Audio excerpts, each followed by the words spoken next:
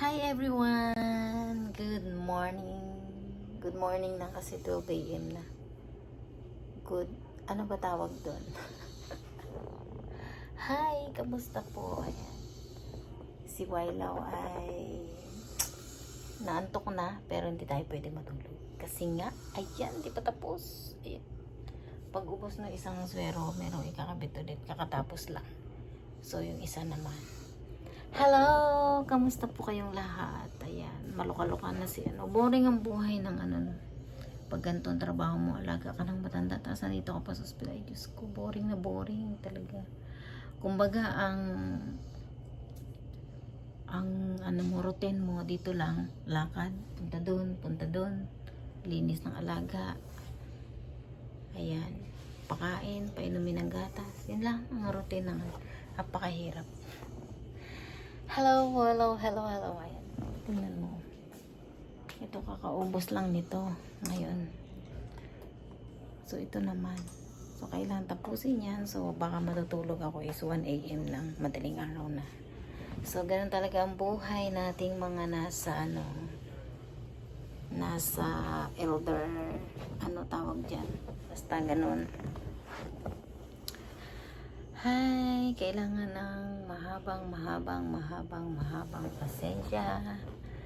Ayan, kasi yung alaga ko po is napakakulit, malurit po talaga yan sa totoo lang, makulit. Hirap bagayan, hirap pakisamahan. Oo.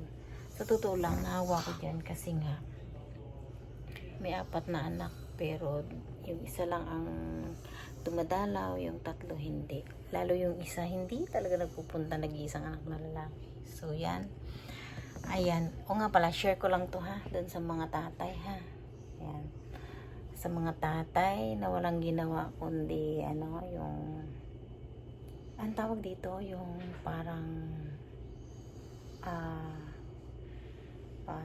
anong tawag dun?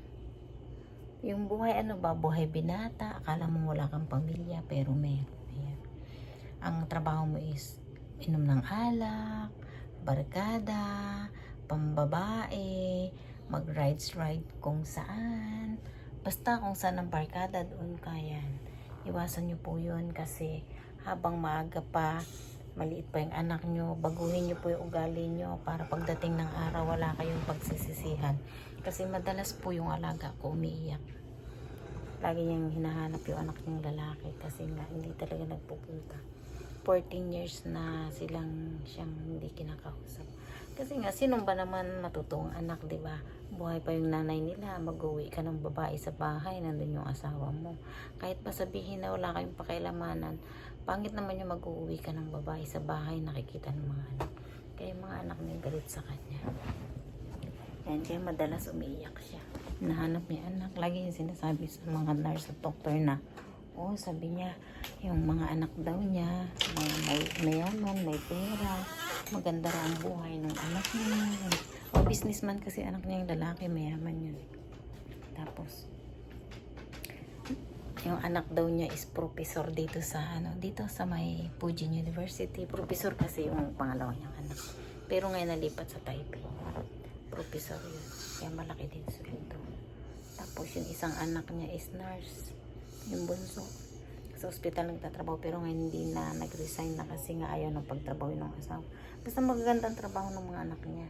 Yung isa naman, yung panganay yata sa bangko pero hindi na rin nagtrabaho kasi nga priority nila yung sa church kasi pastor yung asawa. Di ba ganoon naman talaga? Yun lang yung dumadalaw sa kanya. Kaya madalas umiiyak siya. Ang ginagawa naman nung anak na panganay, binibidyo. Sabi niya lahat daw ng alam daw niya pagkakamali niya. Kasi kumbaga nagsisisi siya ngayon. Kasi nga, minsan nga sabi niya, pag daw si Lola mag-birthday. Kasi nga si Lola nag-birthday, alam mo yung isang table, 25K ang isang table. Ilang table kami, 8. Ang ginastos yata nung anak na lalaki nasa 200,000 NT or higit pa. Tapos pag siya birthday, tulad na birthday siya nung June 3, wala man lang nagbati kahit na isa. Naawa ako sa kanya. Tapos dumating yung panganay gabi na. Sabi niya, opa, sabi niya, birthday mo ngayon. Ay, hindi ko rin binati kasi nakalimutan ko. Hindi ko. Sabi, birthday mo ngayon, anong handa mo? May tumawag sa'yo? Sabi niya, wala. Hindi man siya binati na happy birthday pa, hindi. Basta pinaalala birthday niya. Sabi, gusto mo ba cake? Sabi niya, bibili kita. Sabi, hanap nga lang daw niya ng kapirasong slice. Parang nagtampo siya. Yung kapirasong slice. Sabi ko, okay lang yun. Sabi ko naman sa kanya. Kasi may diabetic ka nga eh. Kaya nga dito sa hospital, putol na yung daliri ng paa mo. Okay lang yun. Mag-isa ka lang kakain para maano mo lang din na birthday mo. Sabi ko ba, ayaw na niya. Yung parang tampo siya. Tapos pag alis ni Lola at yung anak, sabi niya, sabi niya pag si mama daw, yung nga pag nagdaw birthday, ang hongpaw daw, ang laki. Minsan 100,000 ang hongpaw ng isang anak, ang laki. Yung mga ibang anak pa. Pero siya kahit wala. Kawawa din. Tapos ngayon, lagi niya sinasabi na, kasalanan naman daw niya, ba't ganyan yung mga anak niya, ganyan. Kumbaga nagsisisi siya ngayon. Tapos sabi niya kung siguro daw naging mabuti siyang tatay sa mga anak niya. Hindi daw niya naranasan yung ganito. Tamo. Alam mo kung hindi ko nung dumating ako galing Pilipinas, kung hindi ko sinabing ipa-check up namin, hindi naka-confine dito. Baka doon na yan Kasi malakas siya nang iniwan ko eh. Na siya nung pagbalik ko ganyan na siya, parang 50-50. Tigas ang ulo niya ni Lolo. Salbahe pati yan. Madalas nag-aaway kami. Minsan naubusan ako ng pasensya. Minsan sinasagot ko siya. Kasi nga, alam mo yung, di ba, pag stress ka, may problema ka sa Pilipinas, kulang ka sa tulog, tapos yung kain mo wala sa oras. Tapos nagkukulit pa siya. Minsan nakakaubos ng pasensya. Minsan nasasagot ko siya ng hindi bang maganda. Minsan tatawagin niya ako. Sabi ko, bakit? Ali, sabi niya, bakit? Sorry ha. Alam ko naman, mali ko, kasalanan ko. Kasi nga minsan, sabi ko sa kanya, marunong kang mahiya. Kasi tulad niya, nandito ka sa ospital. Dapat, huwag mong ipakita yung ugali mo na ganun ka. Kasi sa halip na mamahalin ka ng doktor, ng nurse, hindi. Wala talaga siyang pakialam. Hey! Sisigaw siya. Dok! Bakit wala nang mapansin sa akin dito? Kahit isa, sabi niya ganun. Tapos pupunta yung doktor, sabi niya, ganyan. Kasi hindi ka gumagaling, ganyan. Ayaw mo kasing, sabi niya ganun. Sasagutin yung doktor. Binibigyan mo ako ng gamot, wala namang walang bisa yung gamot na binibigay. Salbahe ka, ginaganyan ba niya? Basta masama yung sinasabi niya. Kaya minsan yung nurse sa kanya, naiinis din. Kasi nga, basta yung mga meron kaming kapitbahay dito na na siya kanina discharge lumabas na sila. Nakailang kapitbahay kami, 4, hindi tumatagal, naglilipat ng kwarto kasi nga maingay siya, wala siyang pakialam. Tapos sabi ko, yan mo yung boses mo, nakakaya doon. Basta pag galit siya, wala siyang pakialam, mas sigaw siya, gusto niya, magmumura siya pag gusto niya. Sabi ko, huwag kang ganyan. Tapos sabi nung mga ibang dito, mga dumaan, sabi niya, yung alaga mo masama daw yung ito. Ibig sabihin, yung bunga nga, masama ang tabas ng yung bukang bibig ba. Minsan sinasagot siya yung isang pangalawa dito na sinagot-sagot siya. Sabi, hindi ganun, dapat wag ganun, ganyan. Kasi minsan bubulungan ko yun na ka mag-ano kasi may pasyente na mamahinga, hindi lang naman ikaw, 2 tayo. Sabi niya, wala akong pakialam sa kanila, gaganyan siya. Minsan may sasabihin yung nurse, tapos bigla pa siya magsasabi ng hindi maganda. Sasagot naman yung anak ng isang pasyente. Sabi, huwag ganun, dapat paano ka alagaan ng mga nurse ng mabuti pag ganyan ka. Minsan nire-record ko, tapos sinisend ko sa asawa niya o kaya saan. Tapos pinapakinig ko niya. Kaya ayaw nila magpunta dahil nahihiya nga sila. Tulad nito, nagpunta si Lula kasi na-discharge na yung dito. Punta siya. Pero kung meron, di yan sila pupunta kasi nga nahihiya talaga sila. Na minsan sasabihin niya, sorry sabi niya, pasensya na kayo, ganyan kasi ganyan. Kumbaga pagtatakpan nila na lang nila. Pero ang talaga, maano ka sa alaga ko talaga.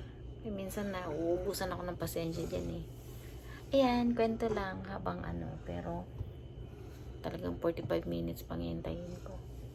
So ayan, bye-bye na ang buhay ng isang support worker, ganyan. Diba? Ang hirap, caregiver, lahat, all around ka. Buti na lang nandito kami sa ospital. So, yan. Ito, isang wailaw doon, o yung isang ano, yung si Lulu, o, naglalakad gabing-gabi na. Nag-i-exercise. Wala kasing bantay yun, yung sa kabila. Kawawa naman. Bye! Ayan, isubscribe nyo po ang aking YouTube channel. Yet Gaa po. Ayan, search nyo po Yet Gaa or Yet Collection. Yan, lalabas po yan. Maraming salamat. Pakihit na rin yung notification bell para updated ka po sa susunod ko pang mga video. Ayan. Panoorin nyo lang sa mga tatay na mga ano yan. Hindi pa huli para baguhin nyo yung inyong sarili. Ayan, kasi kung ganyan at ganyan at ganyan kayo, pagdating ng araw, pangangaralan mo yung anak mong lalaki, tapos ganyan ka, syempre wala ka namang mukhang ihaharap sa anak mo na ipapangaral mo. Kasi yun ka eh. O mamaya sagutin ka pa ng anak, sinasabi mo kung ganyan, ikaw nga ganyan ka. O diba, nakakaya yun. Isang bulat sa anak mo yun. Siyempre, hindi mo rin alam kung ano magiging buhay ng anak mo, diba? Baka pagdating ng araw, pagsisihan mo talaga. Parang yan, si Lolo, huli na. Magsisi man siya, huli na. Ayan. Ayan, si Doc. Mamaya papasok yan dito, diba? Nakaputi si Doc. Nakakabuwang talaga. Parang gusto kong kumain ulit. Kakatapos ko lang din magkakain ng mga prutas. Ng chichirya. Antong-lantong na po ako, kaya lang di ako pwedeng matulog kasi talaga. Kasi wala pa nga. Ayan, di pa talaga tapos. Anong oras pa yan? 1 AM pa yan matatapos. So, bye. Ingat po. Bye-bye. Ayan.